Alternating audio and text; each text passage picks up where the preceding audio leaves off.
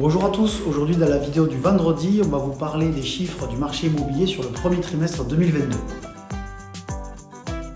Donc vous êtes très nombreux à nous poser très souvent la question sur quel est l'état du marché actuel, est-ce que ça va monter, est-ce que ça va baisser.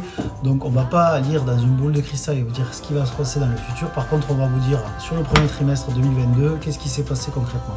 Donc le réseau Orpi en France, c'est plus de 1300 agences et grâce à notre réseau, on a des données chiffrées sur un volume assez conséquent.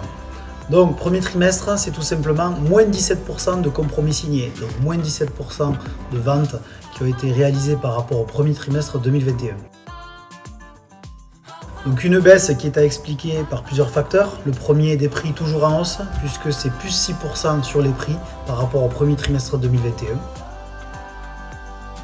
Donc c'est un contexte actuel économique et politique qui n'est pas évident et qui peut fragiliser le marché national.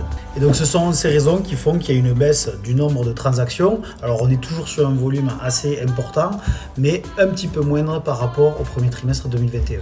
Le fait que les prix montent, on a toujours un déséquilibre entre l'offre et la demande. On a toujours beaucoup plus de gens qui cherchent à acheter que de gens qui cherchent à vendre.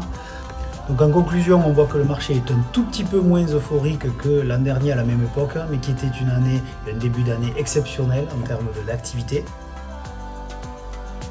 Mais nous, on voit plein de raisons d'espérer, de rester optimiste pour les mois et les années à venir.